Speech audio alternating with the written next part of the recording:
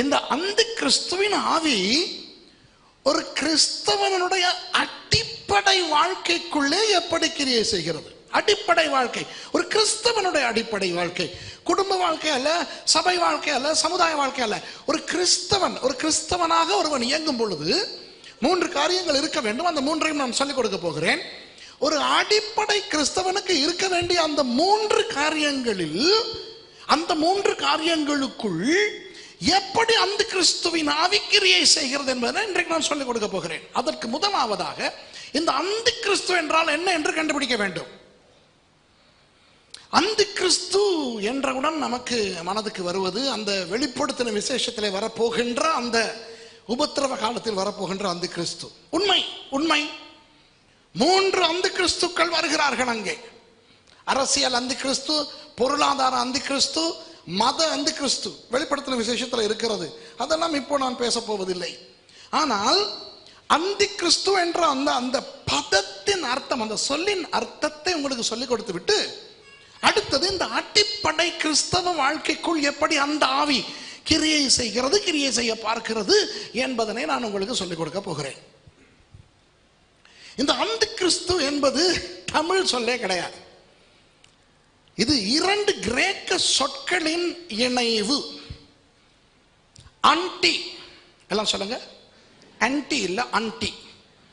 சரி, அன்டி, அங்கிள் பொண்டாட்டி அன்டி, அது இல்ல, அன்டி. அடுத்தது கிறிஸ்டோஸ், சொல்லுங்க. கிறிஸ்டோஸ். கிறிஸ்டோஸ் என்பது கிறிஸ்து. அதனுடைய எபிரேய பதம் மெஷியா. அதனுடைய அர்த்தம் என்னவென்றால் ராஜா. ராஜா, அபிஷேகம் பண்ணப்பட்ட ராஜா. இப்போ நமக்கு தெரியும் யார் அந்த மெஷியா, யார் அந்த கிறிஸ்டோஸ். இயேசுவானவர், இயேசுதான் கிறிஸ்து. இப்போ அந்த அன்டி என்ற பதத்தை புரிந்து கொள்ள வேண்டும். கிரேக்க மொழியிலே அன்டி என்றால் ஒன்றோடு ஒன்று சம்பந்தப்பட்ட 2 அர்த்தங்களை உடையது. 2 அர்த்தங்கள், ஆனால் அந்த 2 அர்த்தங்களும் ஒன்றோடு ஒன்று சம்பந்தப்பட்டிருக்கிறது. ஒன்று அன்டி என்றால் எதிரான, எதிரான. இரண்டாவது அன்டி என்றால் பதிலான, பதிலான. புரியுதா? ஒன்று எதிரான, அடுத்தது பதிலான.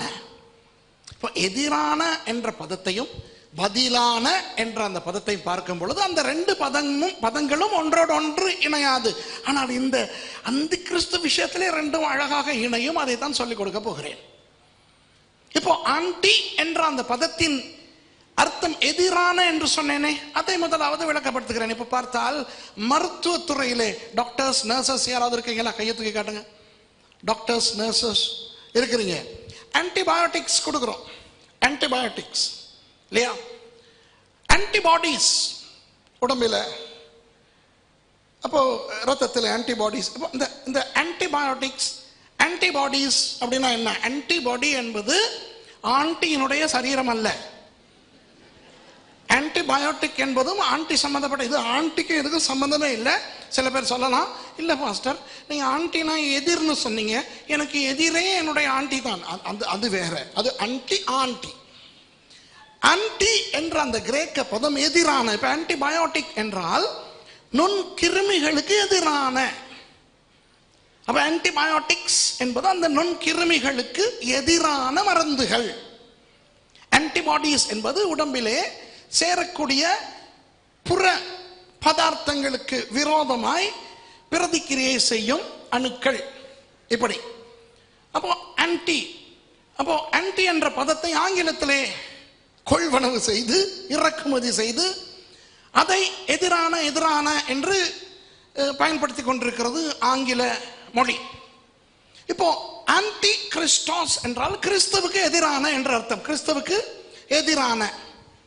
அப்போ யாரெல்லாம் ஆண்டவராகிய இயேசுவுக்கு எதிராக வேலை செய்கிறார்களோ, பேசுகிறார்களோ, செயல்படுகிறார்களோ, அவர்கள் எல்லாரும் அந்தி கிறிஸ்துக்கள். ஆன்டி கிறிஸ்டோஸ், கிறிஸ்துவுக்கு எதிரானவர்கள். இப்போ பிசாசானவன் 2 விதங்களிலே கிறிஸ்தவர்களை தாக்குகிறான் என்று வேதம் அழகாக சொல்லிக் கொடுக்கிறது. பேதுரு புத்தகத்தில் சொல்லி இருக்கிறது, கர்ச்சிக்கிற சிங்கம் போல யாரை விழுங்கலாமோ என்று வகை தேடிக்கொண்டு தீகிறான். கர்ச்சிக்கிற சிங்கம் பதுங்கி புதருக்குள் மறைந்து கொண்டு மெதுவாக கர்ச்சிக்காது. அது பூனை. பூனை தான் மெதுவாக மியாவென்று சத்தம் போடும். சிங்கம் கர்ச்சிக்கும் பொழுது வாயை திறந்து காடை அதிரத்தக்கதாக கர்ச்சிக்கும். அப்போ பிசாசு சில நேரங்களிலே கர்ச்சிக்கிற சிங்கம் போல கிரையை செய்வான். இப்போ சமீப காலமாக இந்த இந்தியாவிலே மறுபடி ஒரு தடவை இந்த கர்ச்சிக்கிற சிங்கம் விளையாட்டு காட்ட தொடங்கி இருக்கிறது. கிறிஸ்தவர்களுக்கு எதிராக அது இது என்று நடந்து கொண்டிருக்கிறது. ரொம்ப காலத்துக்கு நீடிக்காது. பிசாசு 2000 வருடங்களாக அவ்வப்போது கர்ச்சனை செய்து பிற்பாடு பயங்கரமாக தோல்வி அடைகிறான். அந்த நம்பிக்கை உங்களுக்கு இருக்குதா? இப்போ இந்த கொஞ்ச காலமாக அரசியல் ரீதியாக வெளிநாடுகளில் இருந்து கொண்டும் கவனித்து கொண்டு தான் வருகிறோம். இந்த இந்தியாவில் கொஞ்சம் கர்ச்சனை கொஞ்சம் அதிகமாக இருக்கிறது. ஆனால் யாருக்கு எதிராக இந்த சாத்தான் கர்ச்சிக்கிறான் என்று பாவம் அவ்வப்போது மறந்து போகிறான். அவன் சிங்கத்தை போல கர்ஜனை செய்ய முயற்சிக்கலாமே ஒழிய உண்மையாக யூதாவின் ராஜ சிங்கம் ஒருவர் இருக்கிறார். அவர் இயேசு. அவருக்கு விரோதமாக அவன் கர்ஜனை எடுபடாது. ஆகவே பயப்படாதீர்கள், தொடர்ந்து ஜெபியுங்கள். கர்த்தர் இந்தியாவில் ஒரு பெரிய ஆசீர்வாதத்தை, ஒரு பெரிய மாற்றத்தை, ஒரு பெரிய விடுதலையை கொடுத்து இயேசுவின் கொடி பயங்கரமாக உயர எழும்ப போகிறது. ஆமென். அந்த நம்பிக்கை உங்களுக்கு இருக்கிறதா? Praise the Lord. இப்போ இந்த கர்ச்சிக்கிற சிங்கம் போல பிரசித்தமாக வெளியரங்கமாக எல்லாருக்கும் தெரியக்கூடிய விதத்தில் பிசாசு தாக்குவது ஒன்று. ஆனால் 2 கொரிந்தியர் 11 சொல்லியிருக்கிறது, ஒளியின் தூதனுடைய வேஷத்தை போட்டுக்கொண்டு வருவானாம். அதுதான் பயங்கரமானது. ஏனென்றால் ஒளியின் தூதனுடைய வேஷத்தை போட்டுக்கொண்டு வரும் பொழுது அவன் நல்ல வேஷதாரி. அவன் வேஷம் போட்டு வந்தால் யாரும் ஏமாந்து போய்விடுவார்கள். பாருங்கள், சர்ப்பம் அந்த காலத்தில், ஏதேன் தோட்டத்து காலத்திலே சர்ப்பம் இப்பொழுது போல அருவருப்பாக அசிங்கமாக இருக்காது. ஏனென்றால் ஆண்டவர் படைத்த எல்லாமே அழகாகத்தான் படைத்தார். பாவமே செய்தில்லாத, பாவம் என்றால் என்னவென்றே தெரியாத ஏவாளே ஏமாந்து போகும் அளவுக்கு சாத்தான் சர்ப்பமாக வந்து அங்கு வஞ்சித்தான் என்றால், அவன் ஒளியின் தூதனுடைய வேஷத்தை போட்டான் என்றால் எவ்வளவு அருமையாக போடுவானா இருக்கும் என்று யோசித்து பாருங்கள். இந்த ஒளியின் தூதனுடைய வேஷமாய் வருவதுதான் ஆபத்து. கர்ச்சிக்கிற சிங்கமாக பிசாசு செயல்படும் பொழுது எந்த அந்தி கிறிஸ்துவாக செயல்படுகிறான் தெரியுமா? கிறிஸ்துவுக்கு எதிரான, ஆன்டி எதிரான, கிறிஸ்டாஸ் கிறிஸ்து, கிறிஸ்துவுக்கு எதிரான அந்தி கிறிஸ்துவாக செயல்படுகிறான். ஆனால் ஒளியின் தூதனாக அவன் செயல்படும் போது எப்படி செயல்படுகிறான் தெரியுமா?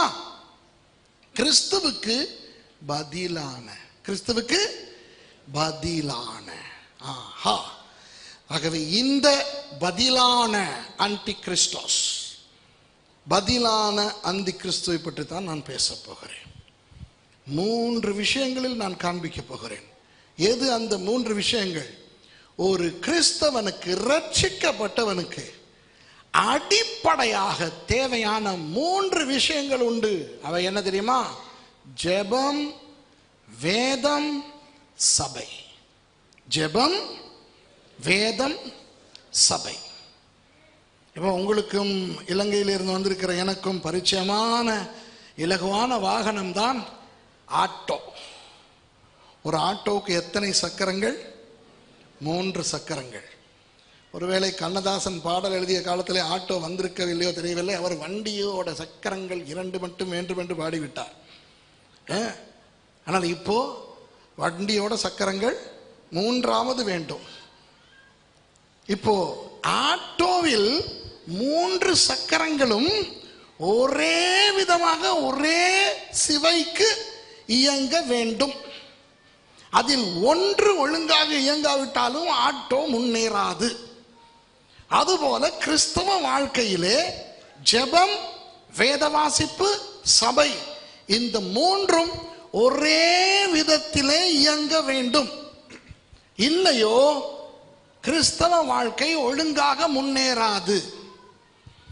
ஒரு சக்கரம் இயங்காத ஆட்டோ எப்படி போகும்? முன் சக்கரம் வேலை செய்யாவிட்டால் பின் சக்கரம் 2 மாத்திரம் இருக்கும் என்று இறுகி போய்விடும். ஓகே. அப்போ ஜெபம் இல்லாதவனுடைய வாழ்க்கையில் எவ்வளவு வேத வாசிப்பும் சபையும் இருந்தாலும் இரவு பகல் சாமுவேல் ஆசரிப்பு கூடாரத்திலே வளர்ந்தது போல சபையிலே கிடையாய் கிடந்து வேதத்தை ஒரு நாளைக்கு 25-30 அதிகாரங்கள் வாசித்தாலும் ஜெபம் இல்லாதவன் முன்பக்கம் இறுகி போன ஒரு ஆட்டோவாய்த்தான் இருப்பான். ஜெப வீரன் முழங்காலிலே அமர்ந்தால் 3 மணி நேரத்துக்கு பிறகுதான் எழும்புவார். அப்படிப்பட்ட ஒரு ஜெப வீரர், அதுவும் சபை என்றால் ஆளுக்கு முதல் நிற்பார். ஆனால் வேதத்தை ஒழுங்காய் வாசிக்க மாட்டார் என்றால் முன் சக்கரமும் வலது பக்க சக்கரமும் இயங்குகிறது, ஒரு பக்கம் இப்படி போயிருக்கும் அந்த கிறிஸ்தவ ஆட்டோ. அநேகமான பேர் என்ன தெரியுமா, ஜெபமும் வேத வாசிப்பும் இருக்கிறது, சபையை ஒழுங்காய் ஒரு சபைக்கு அந்த ஒரு சபையிலே சேர்ந்து அங்கத்துவம் வகித்து அந்த சபையின் தலைமைத்துவத்துக்கு கீழே அடங்கி ஒழுங்காய் ஒரு சபைக்குள்ளே இருக்க விருப்பம் இல்லாத சில அதிபரிசுத்த ஜீவிகள் உண்டு. இந்த ஜந்துக்களை நீங்களும் அறிவீர்களாய் இருக்கும். இலங்கையிலும் உண்டு, இந்தியாவிலும் உண்டு, உலகத்திலே எல்லா இடமும் உண்டு. இது எப்படி என்றால் வலது பக்க சில்லு வேலை செய்யாது, மற்ற 2 ஒழுங்காய் ஓடும்.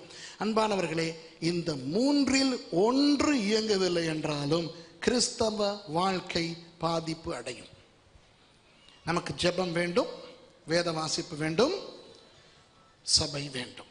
இப்போ இந்த காலத்தில் என்ன நடக்கிறது என்றால், பிசாசு இந்த 3ஐயும் தாக்க மாட்டான். இந்த 3ஐயும் தாக்கி ஒரு கிறிஸ்தவனை அழிப்பது கஷ்டம். இப்போ ஒரு ஆட்டோ இயங்காமல் போகாமல் செய்ய வேண்டும் என்றால் 3 சக்கரத்துக்கும் ஆணி வைக்க தேவையில்லை. ஒரு சக்கரத்துக்கு வைத்தாலே போதும், சரிதானே? ஒரு எண்ணத்துக்கு 3 ஆணி வேஸ்ட் பண்ணணும். ஒரு ஆணியை ஏதாவது ஒரு சக்கரத்திலே வைத்து விட்டால் அந்த ஆட்டோவின் இயக்கத்தை தடை செய்து விடலாம். எவ்வளவு அருமையான இயந்திரமா இருக்கட்டும், நல்ல என்ஜின், என்ன அருமையான பாடி ஒர்க்கா இருக்கட்டும், அந்த டென்ட் எல்லாம் சூப்பர், சீட் எல்லாம் ஆட்டோ சீட் மாதிரியே இல்லை, ஏதோ ஒரு லக்ஸரி கார் சீட் மாதிரி எல்லாம் போட்டிருக்காங்கன்னு வைப்போம்.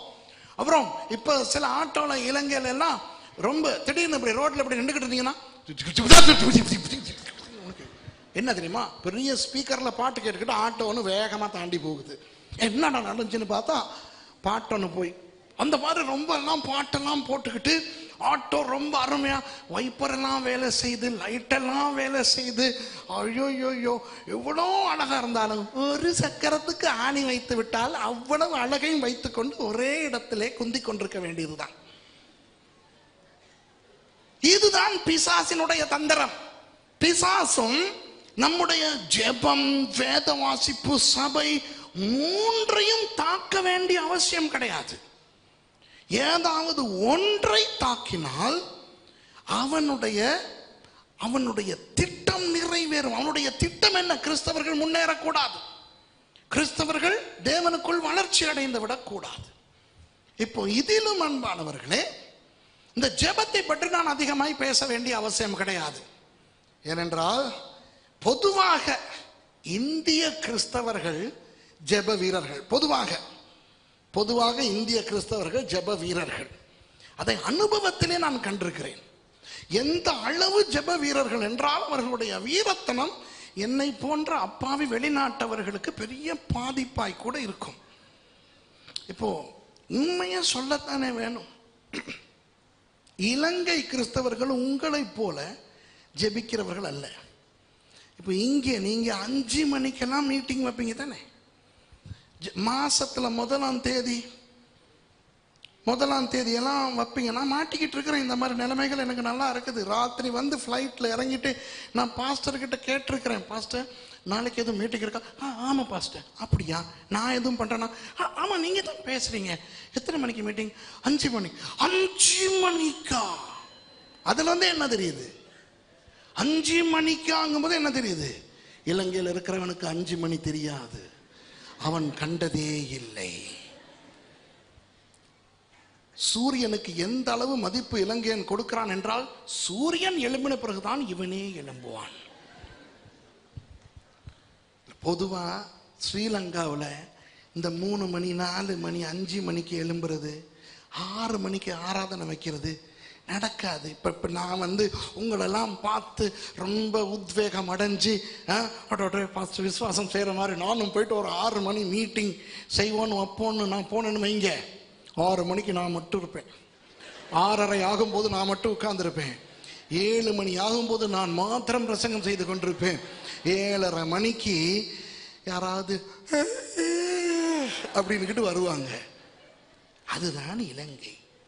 ஆகவே இந்தியர்கள் காலையிலே எழுந்து ஜெபிப்பது, பல மணி நேரம் ஜெபிப்பது, 40 நாள் உபவாசம் கூட்டம்லாம் போடுறீங்களே, இலங்கையில போட்டு பாருங்க, 4 நாள் உபவாச கூட்டம் போட்டாலும் 4 பேர் வருவான். அது யார் தெரியுமா? நானும் எனக்கு கீழே ஊழியம் செய்றவன், இல்லாட்டி விரட்டிடுவேனே, அதனால அவன் வருவான். எங்கேயாவது கேள்விப்பட்டிருக்கீங்களா இலங்கையில 40 நாள் உபவாச கூட்டம் நடத்துறான்? என்ற தெய்வமே, நான் கேள்விப்பட்டிருக்கிறேன். இங்க வந்து திறப்பின் வாசல் ஜெபம். ஸ்ரீலங்காவில் வந்து கேட்டு பாருங்க, திறப்பின் வாசல்னா என்னன்னு. அவனுக்கு திறப்பு தெரியும், வாசல் தெரியும், திறப்பின் வாசல் தெரியாது. அப்படியே சிலருக்கு தெரிந்தாலும் அந்த பழைய ஏற்பாட்டில் ஆண்டவர் சொல்றார், அந்த என்னுடைய திறப்பிலே நின்று ஜெபிக்க ஆள் வேண்டும். அப்ப நீங்க அந்த ஸ்ரீலங்கா காரங்க கேளுங்க, நீங்க அப்படிலாம் ஜெபிக்கிறது இல்லையா? அது எங்களுக்கு இல்லை அப்படின்றான். இதுதான் இலங்கை. நான் உண்மையை சொல்றேன், நான் பொய்க்கு உங்களை சிரிக்க வைக்க சொல்லல. இந்த திறப்பின் வாசல் ஜெபம், உபவாச முகாம் நான் பார்த்துருக்கிறேன் சில மேகசின்ல எல்லாம். உபவாச முகாம், நீங்க ஸ்ரீலங்கால வந்து உபவாச முகாம் வச்சு பாருங்க, ஒரு பயம் வர மாட்டான். ஜெபிப்பதற்கென்றே அழைக்கப்பட்ட ஒரு தேசம் இந்த இந்திய தேசம். உண்மையா சொல்றேன். சில மேகசின்கள்ல பார்ப்பேன், 20லிருந்து 23 வரை 3 நாள் உபவாச முகாம். அதுலயும் போட்டிருப்பாங்க 12 வயதுக்கு உட்பட்டவங்களும் வரக்கூடாதீங்கன்ட்டு. அவ்வளவு ஜனம் வர்றனால ஜெபிப்பதிலே நீங்கள், உங்களுக்கு இணை வேறு யாரும் கிடையாது. ஆகவே ஜெபத்திலே அதிகமாக பிசாசு இங்கே கை வைக்க மாட்டான். அதை நான் தைரியமா சொல்றேன். ஆனால் மற்ற 2லே கை வைப்பான். ஜெபத்திலேயும் அவன் கை வைக்கிற விதத்தை நான் உங்களுக்கு சொல்லுகிறேன். ஜெபம் என்று சொல்லும் பொழுது ஆண்டவரோடு உரையாடுதல். அந்த ஜெபத்திலே ஸ்தோத்திரம், துதி, நமஸ்காரம், விண்ணப்பம் இதெல்லாம் வர வேண்டும். அதிலே கூட பிசாசு சில நேரம் ஸ்தோத்திரத்துக்கு பதிலாக அண்டி, துதிக்கு பதிலாக அண்டி, விளங்குதா? ஆராதனைக்கு பதிலாக, விண்ணப்பத்துக்கு பதிலாக வெறும் புலம்பலையும் ஒப்பாரியையும் மனம் திரும்பலையும் கொண்டு வந்து வைத்திருக்கிறான். ஆகவே அநேக கிறிஸ்தவர்களுக்கு என்ன நடக்கிறது தெரியுமா? அவர்கள் மனம் திரும்பின பாவத்துக்காகவே மனம் திரும்பிக் கொண்டே இருப்பார்கள். நேற்று மனம் திரும்பினதுக்காக இன்றைக்கு மறுபடியும் மனம் திரும்புவார்கள், இன்றைக்கு மனம் திரும்பினதுக்காக நாளைக்கு மனம் திரும்பிக் கொண்டிருப்பார்கள். அவர்கள் ஜெபத்துக்கு செலவழிக்கும் அந்த நேரம் உண்மையான ஜெபத்துக்கு பதிலாக, புரியுதா அந்த சொல்?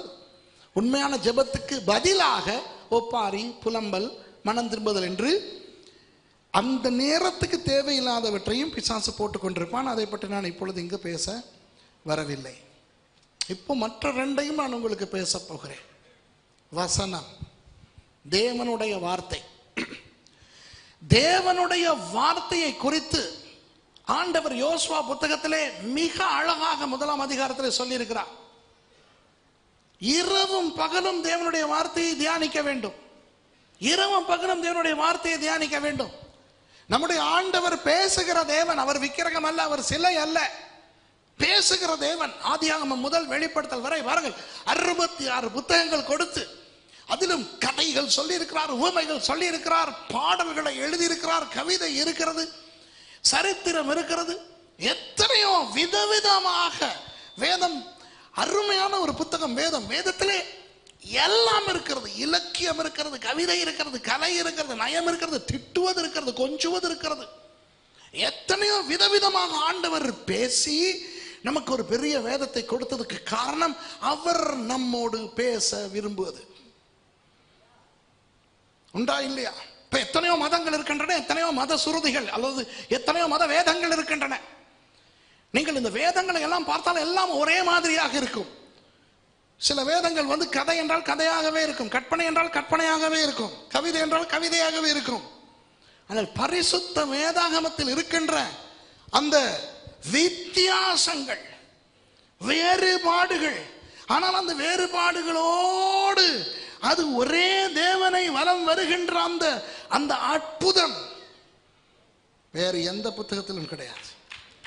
அவ்வளவு விதவிதமாய் பேசியிருக்கிறார். பாருங்கள் பாருங்கள், ஆண்டவர் சங்கீதத்தின் மூலம் எங்களோடு பேசும் பொழுது பாடலிலே பேசுகிறார். ஆண்டவர் நமக்கு பாடலிலே பேசுகிறார். பாருங்கள், அதே ஆண்டவர் நீதிமொழிகள், பிரசங்கி போன்ற புத்தகங்களின் மூலம் அவர் இந்த முதுமொழிகள் மூலமாய் பேசுகிறார். கிட்டத்தட்ட இந்த திருக்குறள் மாதிரி முதுமொழிகள் மூலமாய் பேசுகிறார்.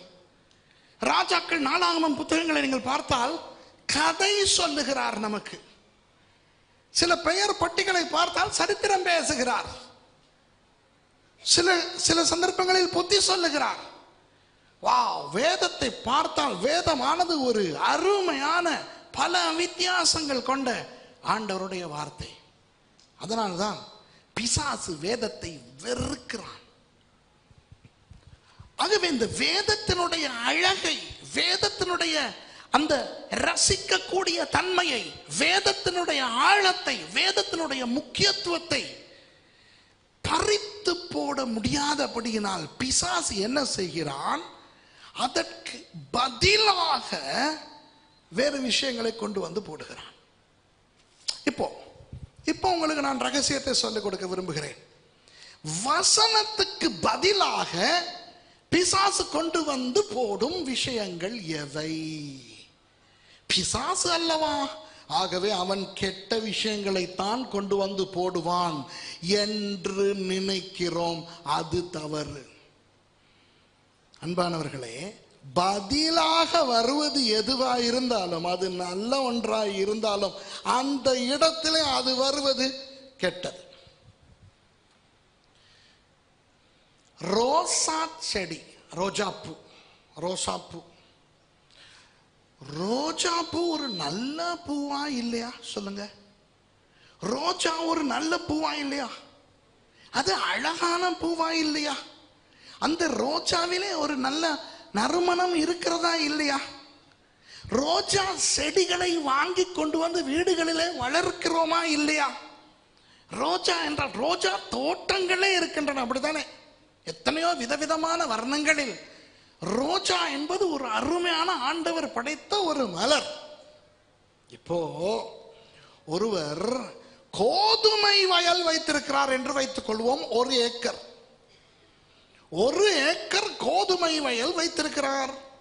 கோதுமையை அவர் பயிர் செய்திருக்கிறார். இப்போ கோதுமை வளர்ந்து வரும் பொழுது ஆங்காங்கே சில ரோசா செடிகளும் வளருகின்றன. அன்பானவர்களே, கோதுமை வயலிலே, கோதுமைகள் நடுவிலே ஒரு ரோசா செடி வந்தால் அதற்கு பெயர் என்ன? களை. ரோஜாப்பூ அல்லவா, இது ரொம்ப அழகான ஒரு மலர் அல்லவா, எங்கள் வீடுகளிலே வளர்க்கிற மலர் அல்லவா என்று வளர விடுவோமா? இல்லை. அதை வளர விட்டால் கோதுமைக்கு அது ஆபத்து. ஆகவே ரோஜா செடியை கலற்றி எறியத்தான் வேண்டும். அதே போல ஒரு அழகான ரோஜா தோட்டத்தை உண்டாக்குகிறவர் ஆங்காங்கே சில கோதுமை பயிர்கள் வந்தால் என்ன செய்வார்? கோதுமை அல்லவா, முக்கியமான ஒரு பயிர் அல்லவா, நாம் உண்ணும் மாவு இதுல இருந்தல்லவா வருகிறது என்று விடுவாரா அல்லது அதை களைந்து போடுவாரா? அன்பானவர்களே, ரோஜா தோட்டத்திலே கோதுமை ஒரு களை, கோதுமை தோட்டத்திலே, கோதுமை வயலிலே ரோஜா ஒரு களை. ரோஜா தோட்டத்திலே தான் இருக்க வேண்டும். கோதுமை வயலிலே தான் இருக்க வேண்டும். அதுபோல பிசாசு தேவ வசனத்துக்கு பதிலாக இன்று கிறிஸ்தவ உலகத்துக்குள் கொண்டு வந்து போட்டிருக்கும் களைகளின் பெயர்கள் சில சொல்லுகிறேன். அற்புதங்கள், அடையாளங்கள், தீர்க்க தரிசனங்கள், ஆராதனை, சுகமளித்தல், தரிசனங்கள், சொப்பனங்கள். ஆஹா, இப்ப விளங்குதா? பாத்தீங்களா அன்பானவர்களே? தரிசனம், சொப்பனம், தீர்க்க தரிசனம் வேதத்திலே இருக்கின்ற விஷயங்கள். ஆண்டவர் இன்றைக்கும் சொப்பனங்கள் மூலம் பேசுகிறார், தரிசனங்கள் மூலம் பேசுகிறார், தீர்க்க தரிசனங்கள் மூலம் பேசுகிறார். ஆராதனை இல்லாமல் சபையே இருக்க முடியாது, இருக்கவும் கூடாது. சுகம், அற்புதம், அடையாளம். இயேசு கிறிஸ்து நேற்றும் இன்றும் என்றும் மாறாதவர். அன்று அவர் அற்புதம் செய்தார், அடையாளம் செய்தார், அன்று சுகம் அளித்தார். ஆகவே இன்றும் அவர் அற்புதங்கள் செய்கிறார், சுகம் அளிக்கிறார், இன்றும் அடையாளங்கள் செய்கிறார். ஆகவே நான் குறிப்பிட்ட இது ஒன்றுமே வேதத்துக்கு புறம்பானதும் அல்ல, அசுத்தமானதும் அல்ல, சபையிலே கிறிஸ்தவனுடைய வாழ்க்கையிலே இருக்கக்கூடாததும் அல்ல. எல்லாம் நல்லவைதான். ஆனால் அந்தி கிறிஸ்துவின் ஆவி என்ன செய்கிறது? அவற்றை கொண்டு வந்து வசனம் இருக்க வேண்டிய இடத்திலே விதைக்கும் பொழுது அவை எல்லாம் அந்த வசனத்துக்கு பதிலாக வருகிறது. அன்பானவர்களே, வசனத்துக்கு பதிலாக வரும் அற்புதம் ஒரு களை. வசனத்துக்கு பதிலாக கிடைக்கும் சுகம் ஒரு களை. வசனத்துக்கு பதிலாக உரைக்கப்படும் தீர்க்க தரிசனம் ஒரு களை. வசனத்துக்கு பதிலாக காணப்படும் சொப்பனம், தரிசனம் ஒரு களை. இந்த ரகசியத்தை தெரிந்து வைத்திருக்கின்ற பிசாசு ஜனங்களை இந்த களைகளின் பின்னே ஓட வைத்திருக்கிறான். புரிகிறதா? இப்போ நீங்கள் பிறகு வாசித்து பாருங்கள்.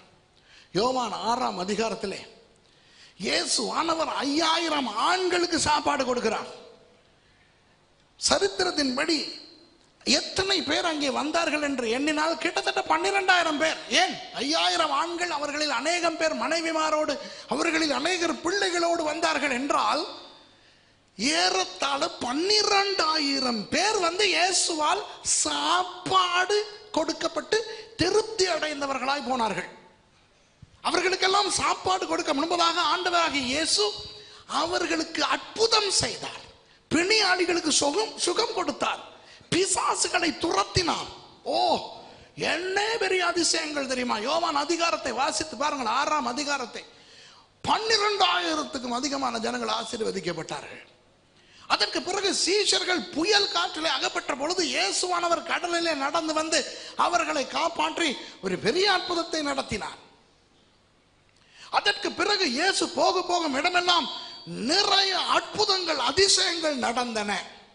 ஆனால் அத்தோடு நின்று விடாமல் இயேசுவானவர் பேசி உபதேசிக்க தொடங்கினார். 60வது வசனத்தை வாசிங்க. எனக்கு யோவான் 6வது அதிகாரம் 60வது வசனத்தை வாசிங்க பார்க்கலாம். மைக்க போடுங்க ப்ளீஸ். அவருடைய சீஷரில் அநேகர் இவைகளை கேட்ட பொழுது, இது கடினமான உபதேசம், யார் இதை கேட்பார்கள் என்றார்கள். அன்பானவர்களே, இந்த 6ஆம் அதிகாரத்திலே பல விஷயங்கள் உண்டு. ஆகவே நான் போதிய அளவு ஆராய்ந்து பார்த்துவிட்டு மிகவும் பொறுப்போடு உங்களுக்கு சொல்லுகிறேன். இந்த இடத்திலே அநேக சீஷர்கள் என்று சொல்லி இருக்கிறது அல்லவா, இந்த இடத்திலும் கிட்டத்தட்ட 12000 பேர் சம்பந்தப்பட்டிருக்கிறார்கள். அநேகர் என்றவுடன் நீங்கள் நினைக்கக்கூடாது ஒரு 50-60 பேர் என்று. ஆயிரக்கணக்கானோர். பாருங்க, அவருடைய சீஷரில் அநேகர் இவைகளை கேட்ட பொழுது, இது கடினமான உபதேசம், யார் இதை கேட்பார்கள் என்றார்கள். அன்பானவர்களே, இந்த வசனத்தை ஒழுங்காய் பாருங்கள். அவருடைய விசுவாசிகளில் அநேகர் அல்ல, அவரிடத்தில் சுகம் பெற வந்த பிணியாளிகளில் அநேகர் அல்ல, அவரிடத்தில் அற்புதம் பெற வந்த ஜனங்களில் அநேகர் அல்ல, சும்மா அநேகரில் அல்ல. தெளிவாய் இந்த இடத்துல சொல்லப்பட்டிருக்கிறது, இவருடைய வசனம் கடினமான வசனம் என்று இடறினவர்கள் யார்? சீஷர்களில் அநேகர். புரியுதா? யார் சீஷர்கள்? சீஷர்கள் என்றால் இயேசுவுக்காக எல்லாவற்றையும் விட்டு விட்டு வருகிறவர்கள். இயேசுவுக்காக எல்லாவற்றையும் விட்டு விட்டு வருவதற்கு அவனுக்கு ஏதோ ஒன்று நடந்திருக்க வேண்டும். எந்த அளவு அவனுக்குள்ளே ஒரு உத்வேகம், ஒரு உணர்த்துதல், ஒரு உந்துதல் இருந்தால் அவன் எல்லாவற்றையும் விட்டு விட்டு இயேசுவின் சீஷனாய் வந்திருப்பான். யோசித்து பாருங்கள். அப்படி வந்தவர்களில் அநேகர், கொஞ்சம் பேர் அல்ல, சிலர் அல்ல, அநேகர் இது கடினமான உபதேசம், யார் இதையெல்லாம் கேட்பான் என்றார்கள். இவர்கள் இயேசுவானவர் அற்புதம் செய்யும் பொழுது நிம்மதியாய் தின்றார்கள். அவர் அப்பம் கொடுக்கும் பொழுது தின்றார்கள், மீன் கொடுக்கும் போது தின்றார்கள். பாருங்கள், இதே யோவான் 6ஆம் அதிகாரத்திலே இந்த சம்பவம் நடப்பதற்கு முதல் நாள் இயேசுவானவர் அத்தனை பேருக்கும் என்ன சாப்பாடு கொடுத்தார்? அப்பமும் மீனும் கொடுத்தார். எவனாவது முறுமுறுத்தானா? மீன் தானே கொடுக்கிறார், இறைச்சி கொடுக்கவில்லையே. இல்லை. எவனாவது முறுமுறுத்தானா? அப்பமும் மீனும் மாத்திரம் கொடுக்கிறார், தண்ணீர் கொடுக்கவில்லையே. எவனாவது முறுமுறுத்தானா? அப்பமும் மீனும் கொடுத்தவர் அதோடு கொஞ்சம் திராட்சை ரசத்தையும் கொடுத்திருந்தால் என்ன? முறுமுறுத்தானா? இல்லை. ஏனென்றால் ஒன்றுமே இல்லாத வனாந்தரமான இடத்திலே அற்புதமாக அப்பத்தையும் மீனையும் கொடுக்கும் பொழுது கிடைத்த உணவு கிடைத்த சந்தோஷத்திலே அவன் தின்றான். குறை தெரியவே இல்லை. வேண்டுமென்றால் குறை பார்த்திருக்கலாம். என்ன அப்பம் மாத்திரம் கொடுக்கிறாரு, வேற ஏதாவது புட்டு, இடியாப்பம், பொங்கலும் சேர்த்து கொடுத்துருக்கலாமே. என்ன மீன் மாத்திரம் கொடுக்கிறாரு, அப்படியே கொஞ்சம் இறைச்சியும் சேர்த்து. ஏன்னா எல்லாரும் மீன் சாப்பிட மாட்டோம். இல்லை, எத்தனை பேருக்கு மீன் வேண்டாம் நாதா, இத்தனை பேருக்கு கோழி தர முடியுமா, இப்படியெல்லாம் சொல்லி இருக்கலாம். எவனாவது அற்புத நேரம் முறுமுறுத்தானா? இல்லை. என இன்பமாய் அனுபவித்தான். இப்போ எப்போ முறுமுறுக்கிறான்? அடுத்த நாள் இவருடைய உபதேசத்துக்கு முறுமுறுக்கிறான். இப்ப பாருங்க, 66வது வசனத்தை வாசிங்க. இவங்களுக்கு நான் பேர் வச்சிருக்கிறேன், 666 சீஷர்கள். 666 யோவான் 6ஆம் அதிகாரம் 66வது வசனம். அது முதல் அவருடைய சீஷரில் அநேகர் அவருடனே கூட நடவாமல் பின்வாங்கி போனார்கள். ஆஹா, அதுல இருந்து என்ன தெரிகிறது? இதுவரை அவரோட நடந்தவர்கள். அது முதல் அவரோட நடவாமல் என்றால் என்ன அர்த்தம்? அதுவரை நடந்தவர்கள். அப்போ அவருடைய சீஷரில் அநேகர் அவருடனே நடவாமல் பின்வாங்கி போனார்கள். ஏன் பின்வாங்கி போனார்? அதுதான் 60வது வசனத்தில் வாசித்து விட்டோமே, இவருடைய வசனம் கடினம் என்று. அன்பானவர்களே, இன்றைக்கு இயேசுவின் வசனத்தை, வேத வசனத்தை வசனமாய் போதித்தால், வசனமாய் வாசித்தால், வசனத்துக்கு நீர்மையாய் கற்றுக் கொடுத்தால், கற்றுக்கொண்டால் ஆங்காங்கே அவ்வப்போது வலிக்கத்தான் வேண்டும். வசனத்திலே ஆறுதல் உண்டு, தேர்தல் உண்டு, சுகம் உண்டு, விடுதலை உண்டு. அதே நேரம் சத்திர சிகிச்சையும் உண்டு, சுத்தமாக்குதல் உண்டு, பரிசுத்தமாக்குதல் உண்டு. ஒரு காயத்துக்கு வைத்தியரிடம் போய் மருந்து எடுக்கும் பொழுது அந்த வைத்தியர் அப்படியே அந்த காயத்துக்கு மேல் மருந்து போட்டால் அவர் ஒழுங்கான வைத்தியர் அல்ல. முதலாவது அந்த காயத்தை சுத்தம் பண்ண வேண்டும். அதற்கு அவர் ஹைட்ரஜன் பெராக்சைடு போன்ற ஒரு பதார்த்தத்தை அந்த காயத்துக்கு மேல் வைத்து அதை சுத்திகரிக்க வேண்டும். அந்த நேரத்தில் அந்த காயம் பட்டவருக்கு அது எரியும், ஐயோ அம்மா என்று கத்த வேண்டும். கத்தாமல் அவருக்கு வந்தவுடன் அப்படியே பெட்டடினை கொஞ்சம் வச்சு அப்படி பேண்டேஜ் போடு அனுப்புனா இவெல்லாம் ஒரு டாக்டரே கிடையாது.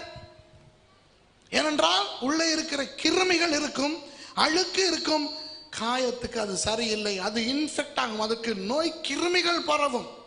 ஒரு நல்ல வைத்தியன் அந்த எரிச்சலை அந்த நோயாளிக்கு வந்தால் கூட பரவாயில்லை என்று அந்த காயத்தை சுத்தம் பண்ணிவிட்டு அப்புறம் மருந்து போடுவார்.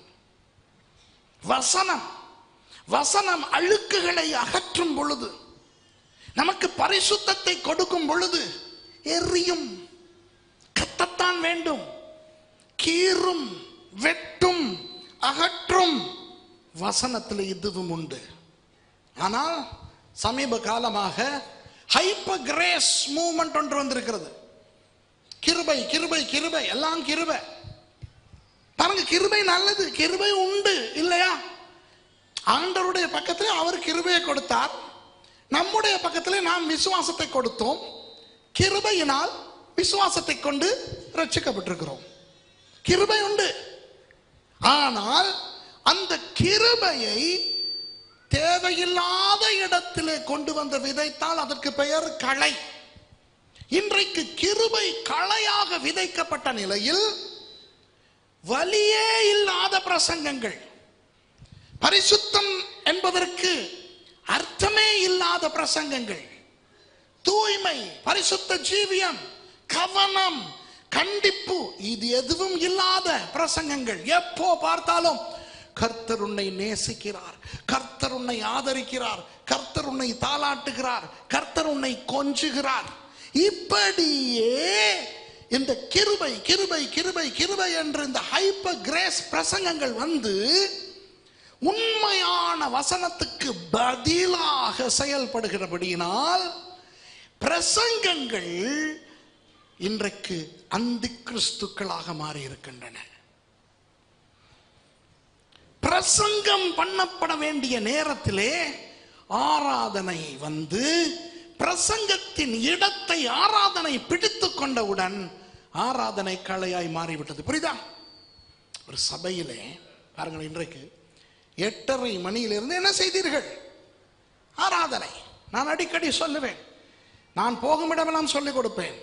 ஒரு கிறிஸ்தவன் எந்த அளவுக்கு ஆண்டவரை ஆராதிக்கிறானோ அந்த அளவுக்கு ஆண்டவருடைய வார்த்தை அவனுக்குள்ளே பதியும். ஒரே பிரசங்கி, ஒரே பிரசங்கம், நூற்றுக்கணக்கான பேர் கேட்டுக்கொண்டிருப்பார்கள். ஒவ்வொருவருக்கும் ஒவ்வொரு வித்தியாசமான முறையில் அளவில் அந்த பிரசங்கம் போய் சங்கமம் அடையும். அது அதிகமாய் சங்கமம் அடைகிறது. யாருக்குள் தெரியுமா? அதிகமாய் ஆவியோடும் உண்மையோடும் ஆண்டவருக்கு ஆராதனை செய்த நபருக்கு.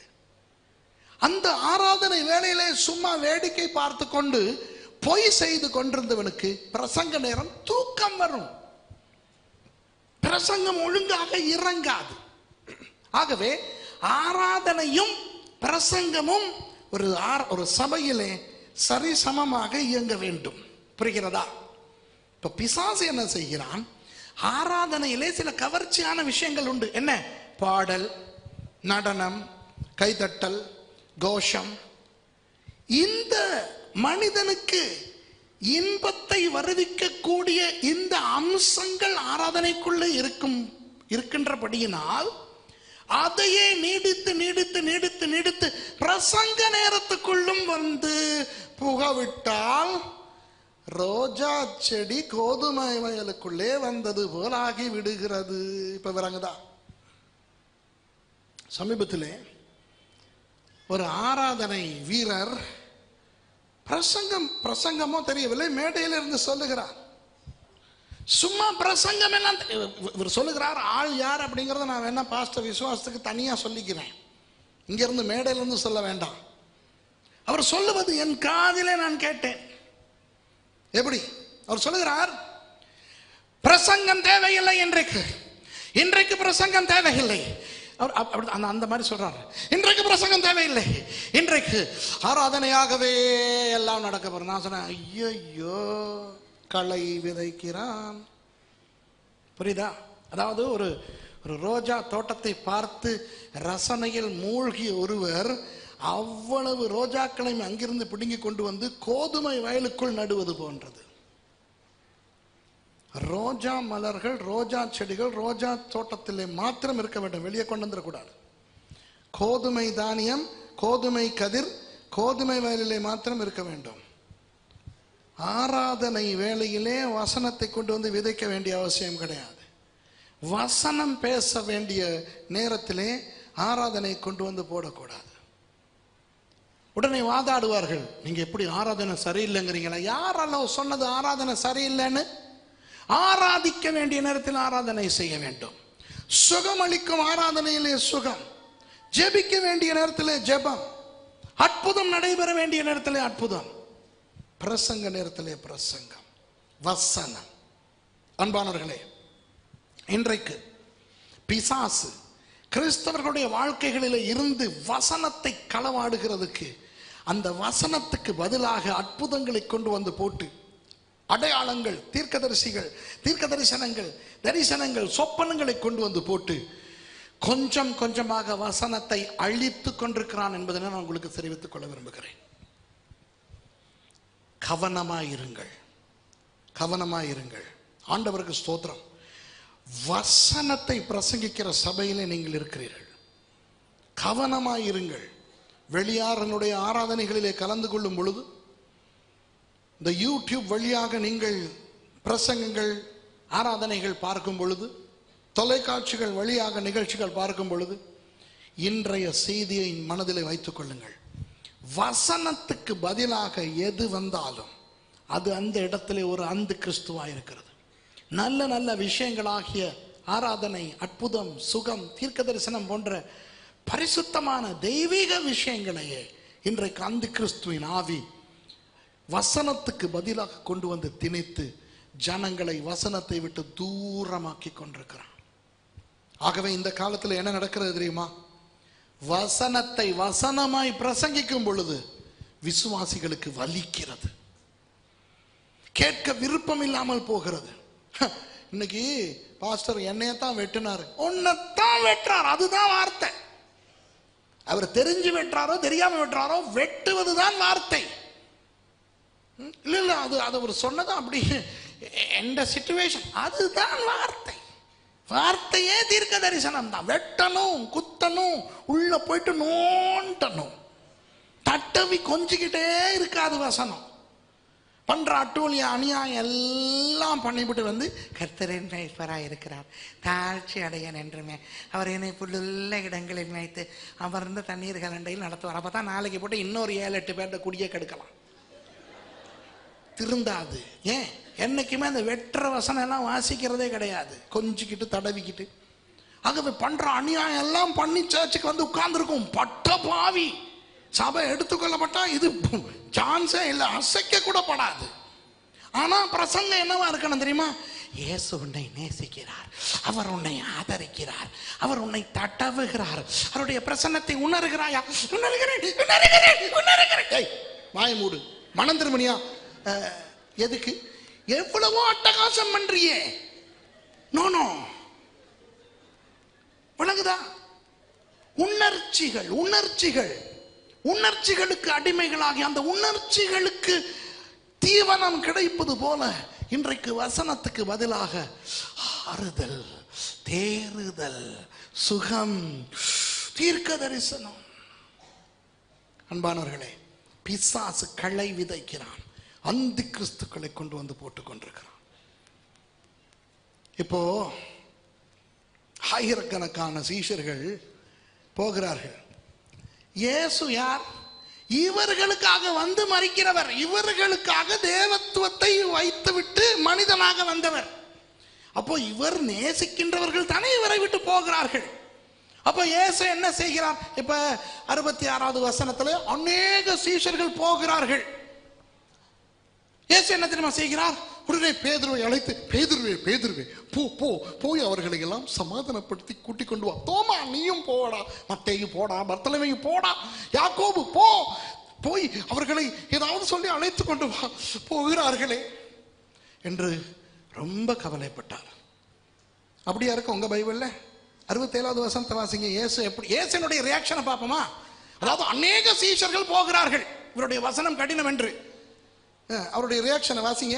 அப்பொழுது இயேசு 12 நோக்கி, நீங்களும் போய்விட மனதாயிருக்கிறீர்களோ என்றார். இது என்னடா இது?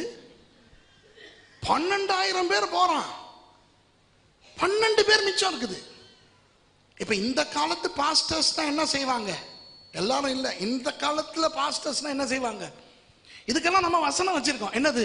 அந்த 99 ஆடுகளை விட்டுட்டு ஒரு ஆடை தேடி போனாரு.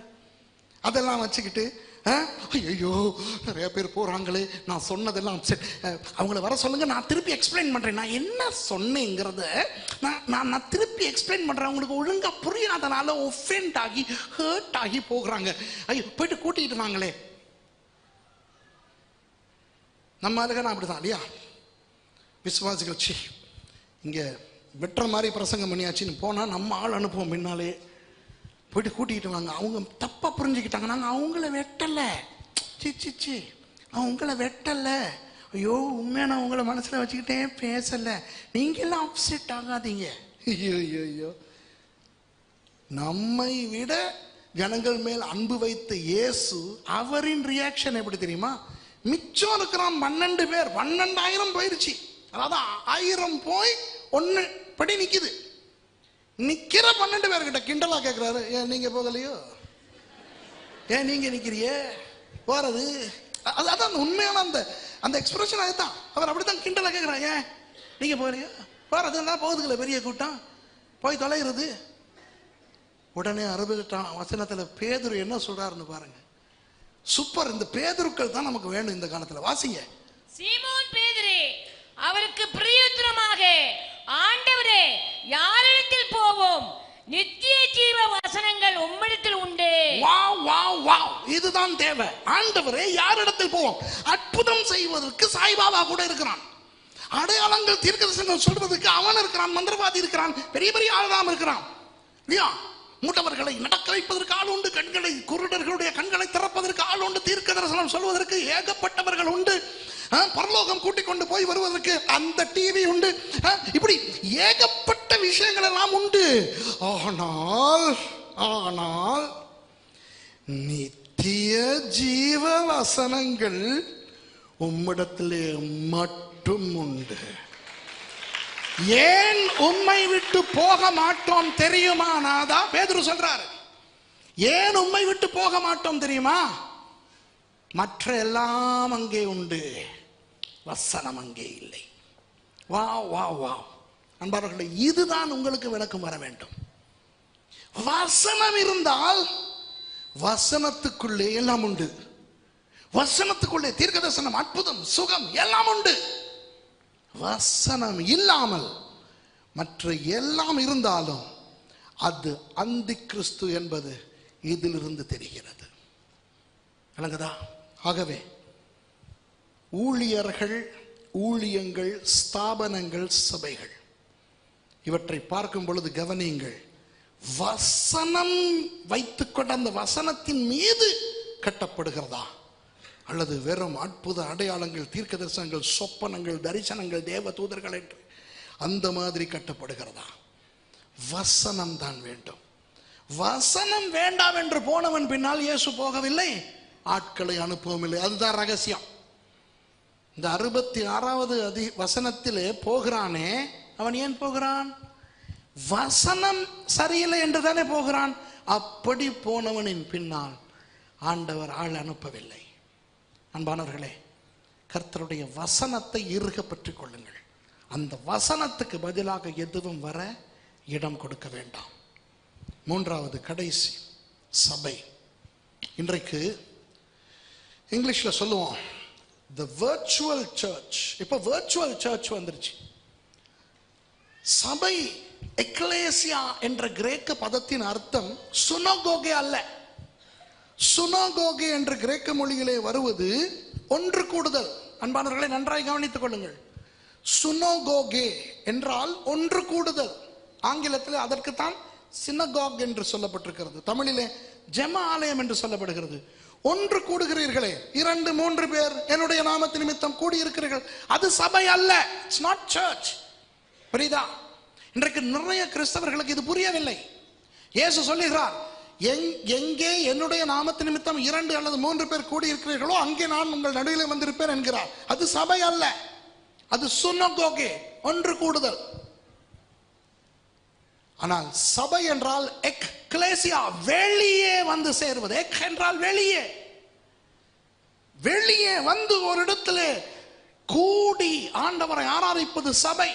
பாருங்கள், இது உங்கள் யாருடைய வீடும் அல்ல, இது பிதாவினுடைய வீடு, இது எக்லேசியா, சபை.